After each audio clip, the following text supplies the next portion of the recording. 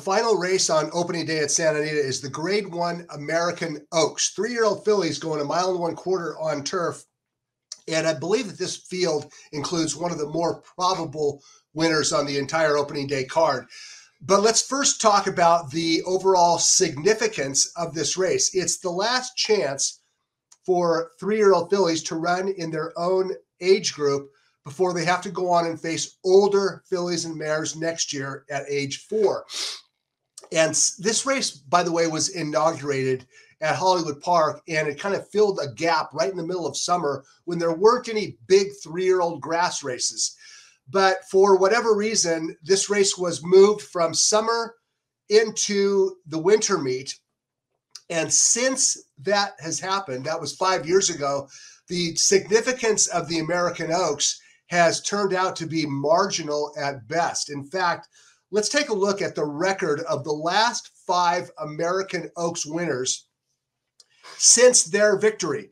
This is the 5 American Oaks that, since the race was moved into December, Decked Out started 3 more times. She didn't win a race. Daddy's Little Darling, she went 1 for 5. Competition of Ideas and Lady Prancelot, neither one of them won after winning the American Oaks. And Duopoly never ran again.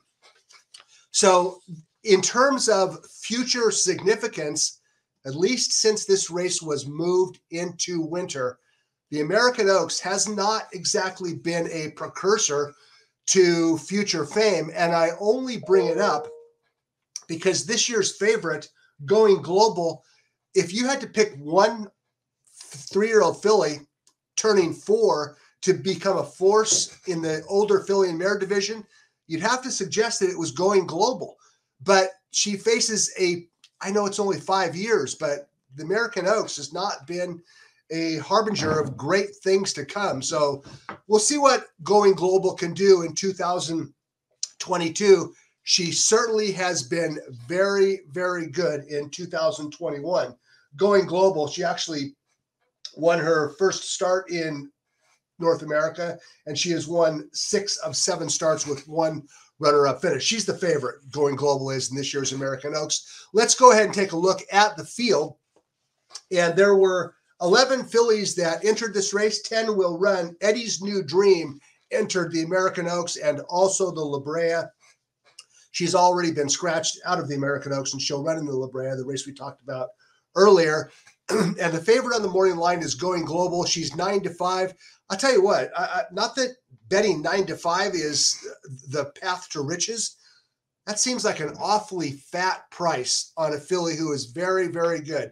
And yes, it's true that Going Global has never raced at 1.25 miles, but she's raced 3 times at 1.18 miles, and she won them all. So I don't think the extra furlong is going to be much of a hindrance for Going Global. Let's take a look at page 2 and take a look at a couple long shots.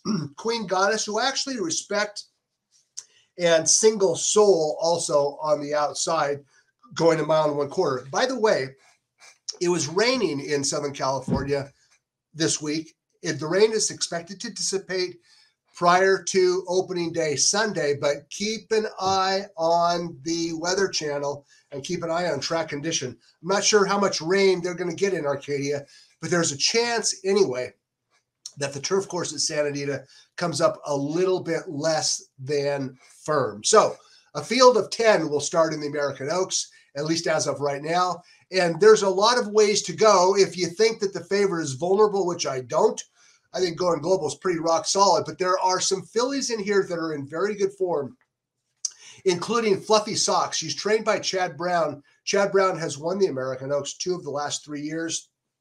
And even though Fluffy Socks has chased Going Global previously in the Del Mar Oaks early this year, she's good when she fires, and she certainly fired last time out. I'm talking about Fluffy Socks. And let's take a look at her most recent start. It was at Belmont.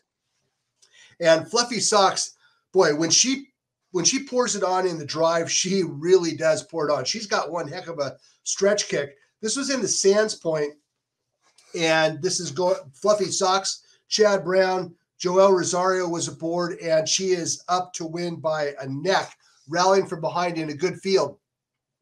A good field, I say that because typically speaking, the grass division in New York is considerably deeper than it is in California. But, of course, Fluffy Socks has already been to California, and she has finished behind Going Global. Okay, a long shot. I guess she's a little bit of a long shot, and her name is Nicest. She's number 4, and she's listed at 8-1, and she's actually, you could say she's dropping in class because she faced older fillies and mares last time out going 1 mile and 3/8.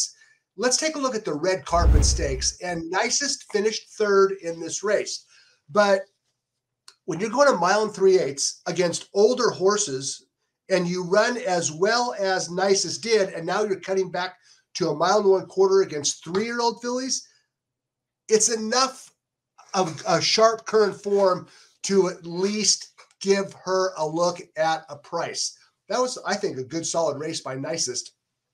She's trained by Michael McCarthy, and McCarthy also starts another long shot by the name of Queen Goddess. Queen Goddess is also listed at odds of 8-1, and her 4 starts on firm were all outstanding. The only time she really misfired was on a Keeneland course that had some give in it, and she might have been overmatched anyway in the Queen Elizabeth.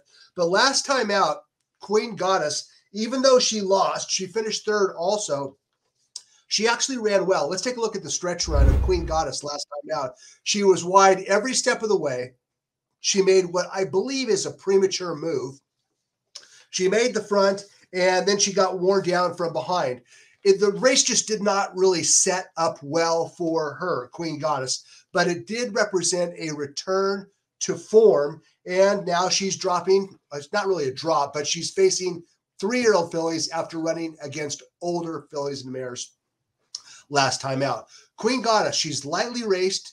She should have no problem with 1 mile and 1/4, and she is in form, and she's going from an older allowance into 3-year-old filly stake race. Okay, but when all is said and done, you know who the horse to beat is, and her name is Going Global. And we're going to take a look at a couple recent starts by Going Global, including the Del Mar Oaks on August 21st. Going Global is going to blow them away, like she often does. Going Global, trained by Phil D'Amato, Flavian Pratt aboard. That's Fluffy Socks on the outside, by the way, chasing her home. But Going Global left no doubt about it. She won by a length. It was a decisive victory. And then after that, D'Amato gave her a little bit of a break, brought her back against older fillies and mares in the Grade 2 Goldacova. And this was an outstanding win by a very good filly. I actually thought that she was suspect in this good group of older fillies. Turned out to be flat wrong in that opinion. And this is Going Global, running away from the field, defeating older in the Grade 2 Goldacova. After that race, D'Amato said, we're going to give her one more start this year in the Grade 1 American Oaks, and then we're going to give her a break and bring her back as a 4-year-old next year. Going Global, she's razor sharp. She's defeated she's just the class of the field. Should have very little difficulty getting 1 mile and 1/4. D'Amato, Pratt, I think that Going Global is one of the most probable winners on the opening day card. And just to give a real quick recap, in race number 6, the San Antonio, I like 8 rings to possibly go wire to wire and upset Hot Rod Charlie. In race number 7, the Mathis Mile, yes, it's all about Beyond Brilliant, but Law Professor is very good. It has a chance at a price at 8-1. Race number 8, the La Brea, Private Mission is the favorite. She is legit, but watch out for Canoodling coming from behind at 8-1 in a race that could unfold in favor of her closing style. The Malibu, Chalk City, Flightline and Dr. Scheibel, and then finally Going Global in the American Oaks. That's opening day at Santa Anita. First post is 11 o'clock. I'll see you next time.